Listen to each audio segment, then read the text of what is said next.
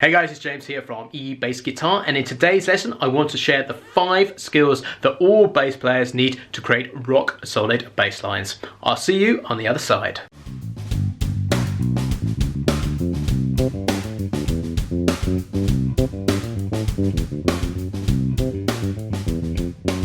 Hey guys, it's James here from eBassGuitar, and in today's lesson I want to share with you the 5 skills that all bass players need to make rock solid bass lines. But before we dig into the content, I just want to show you my brand new book here. This is the complete guide to music theory for bass players. So if music theory baffles you, make sure you jump over to ebassguitar.com to get your copy. It's also available on amazon.com, so you can get it shipped directly to your door too. So make sure you check that out.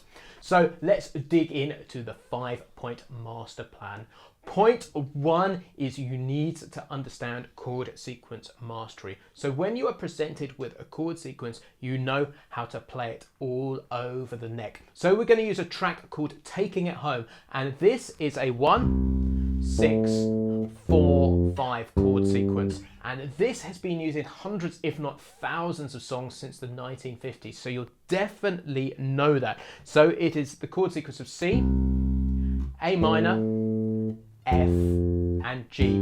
And what you want to happen is when you're presented with that chord sequence, you want the fingerboard to light up like a Christmas tree. There is a screen grab below so you can see exactly what I mean by that. So you will see a C everywhere on the neck. All the C's will light up, and then the A minors, then the F's and the G's. So I want to demonstrate this in action first of all. I'm just going to play long notes to do the chord mastery section of this, but I'm going to literally throw it all over the neck and explore all the areas of the fingerboard. 1, 2, 3. To the A minor, to the F, to the G. Let's take it up the neck a little bit. To the A minor, to the F.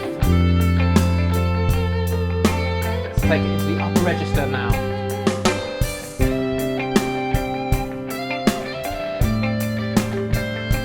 To the F. And let's take it really up into the stratosphere.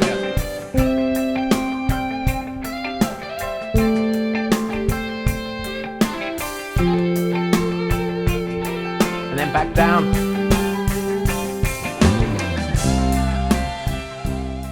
So obviously if you have a 5 or a 6 string bass, you'll have a bunch more options. So I really encourage you to explore that all over whatever instrument you have. Now let's move on to the second point of the 5-point master plan, and that is groove mastery.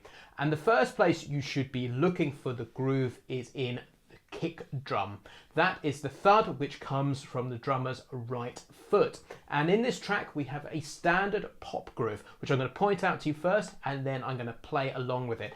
This is the #1 place you should start hunting out the feel that you should play with the rest of the band. It is the best place to look. 1, 2, 3.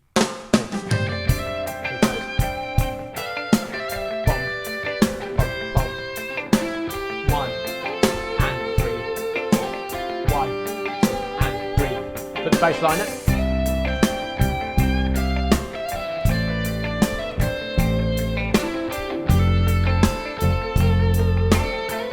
Let's combine that with the chord sequence mastery all on over. Moving up into the higher areas of the neck.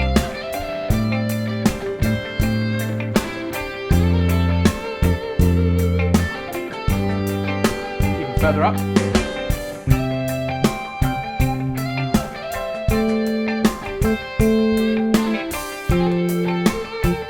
Down again.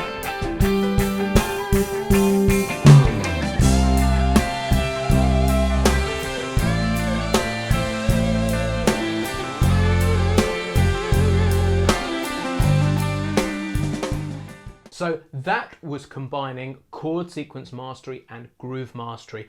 And when you really start locking in with that kick drum, what you'll discover is the sound really thickens and it kind of becomes a sum of its parts. And it's one of my favorite feelings in the world, really locking in with a kick drum nice and tightly. So let's move on to point 3 of the 5-point master plan. And this is adding passing notes in. This is the spice and variety which links everything together. So everything we're covered here is based upon the C major scale, because we are using the 1, the 6, the 4 and the 5 chord. So to create the passing notes, all I'm going to do is either approach from one note below or one note above our target note. So say we are going to a G there, our approach note from above would be an A, or our approach note from below would be an F. We can interchange these. So the pattern I'm going to put together is this. So 1, 2 and 3, 4, and you use beat 4 to transition or use the approach note.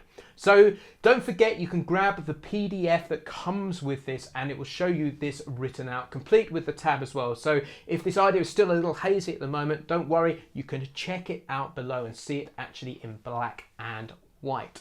So let me show you how this works with the track, and then you can hear the interest and the creativity that it starts adding to the bass line. 1, 2, 3.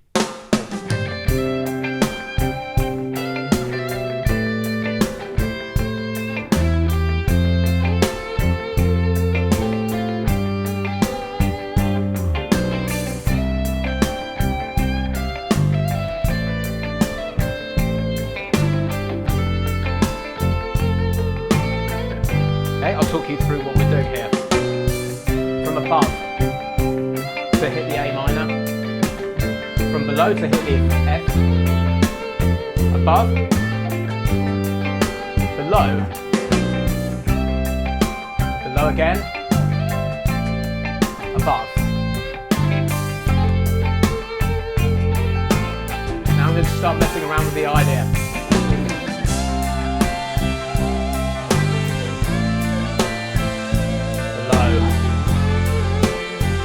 Above, above, below, below, above,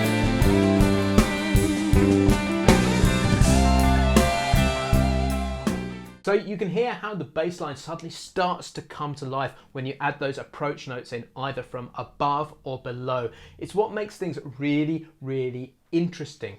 Now, the next thing we want to add into our bass lines is fills. So this is fill mastery. This is adding that excitement in there, which should be thrown in there every so often. So I want to give you a little formula to be able to do that, and a great place to start off. Don't forget, the track we're using here, Taking It Home, is available in the Bass Lab Plus, which is my private membership community where I teach and coach you how to play the bass guitar. So if you want to check that out, head over to eBassGuitar.com. So let's talk about how to add fills in there. So what I'm going to do is I'm going to start to add a little bit more variety into the bass line, and I'm going to use some simple triads first of all to get it a little bit busier, and then I'll talk about the fills. So let's talk about 1, 2, 3, 4. Good.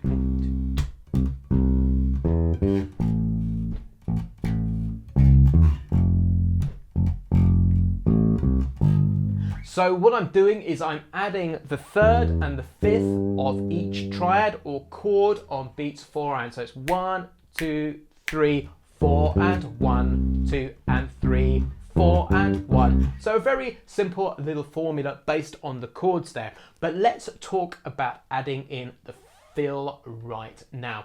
The perfect place to add a fill in is on bar 4 of any 4-bar chord sequence, or maybe bar 8. You've got to be a little bit careful. This comes down to personal taste sometime, but what I'm going to show you, just so you can see this in action, is on bar 4. So we're going to do 1, 2 and 3, 4 and 1, 2 and 3, 4 and 1, 2 and 3, 4 and 1. me show you this in practice and just keep it really simple to begin with. So 1, 2, 3, 4.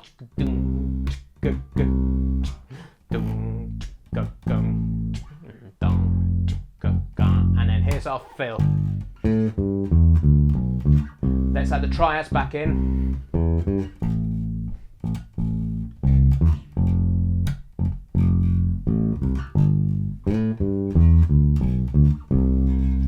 So you can see that, and I'm building up the complexity just a little bit each time, but you can hear how the fill takes precedence at bar 4. That's a great place to put it. So let's try it with the track so you can hear this in context. 1, 2, 3.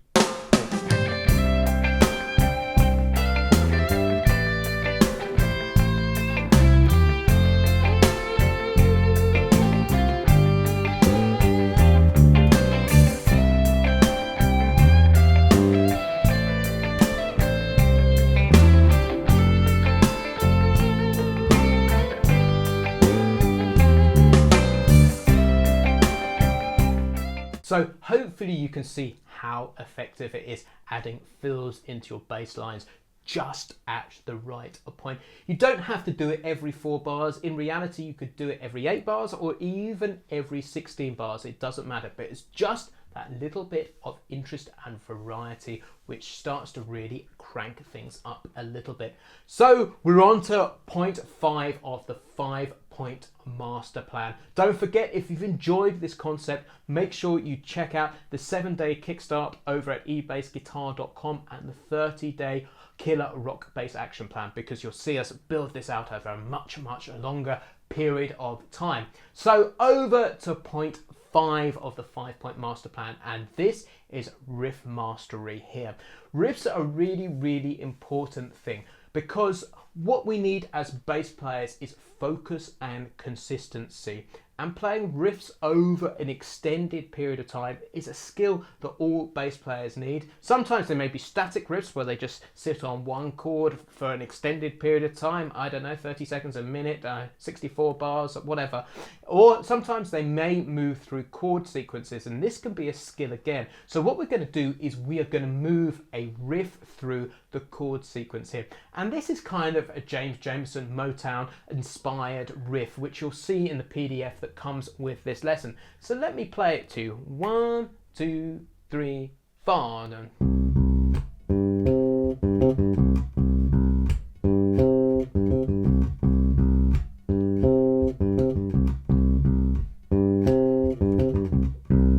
So that is just literally sitting on one chord at the moment. Do it over one chord until you've got it super comfortable. I'll just take it apart for you. It is 2/8 notes, dum dum, and then a rest. So dum dum bum, and then hitting the octave on beat 3, dum dum bum ba, and then on the last 16th of beat 3, we go back to the G, and then we play 3/16 notes like that on beat 4. Bum, bum.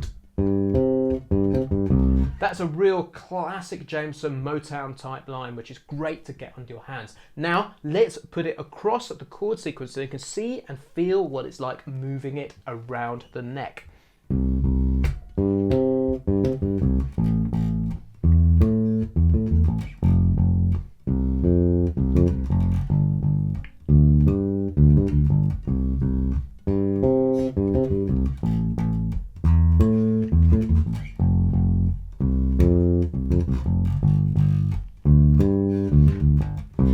So there you can see it moving around the neck. Just before I play this with the track so you can hear how it sounds, one thing I love to challenge my students to do is play this for an extended period of time. Take an idea like that and see if you can mentally focus for, say, 2 minutes without deviating.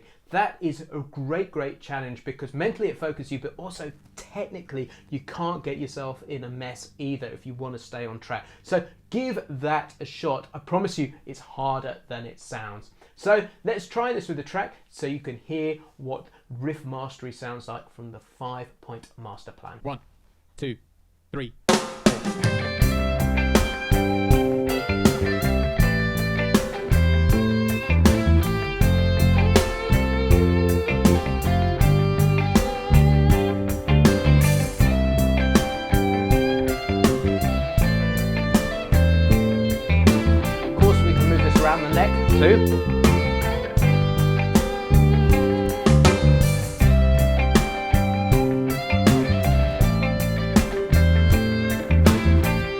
stuff.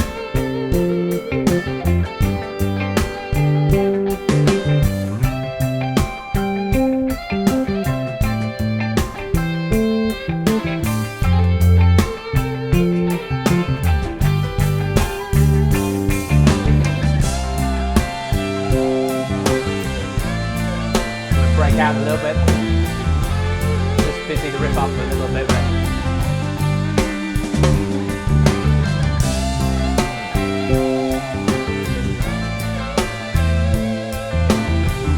All roots and fifths, and not octaves.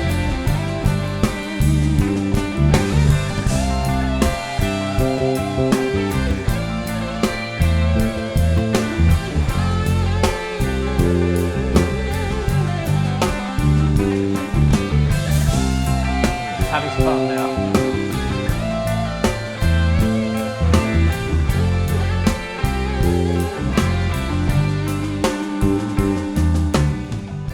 So guys, that is the end of today's lesson. There are 5 really important skills in there. So if you've enjoyed this lesson, please do give it a like and share on social. Don't forget, you can download the free lesson notes that come with this lesson below. There is a link in the description. If you have any questions, please do comment below, and I will catch you next time. Cheers, I've been James from eBassGuitar.com.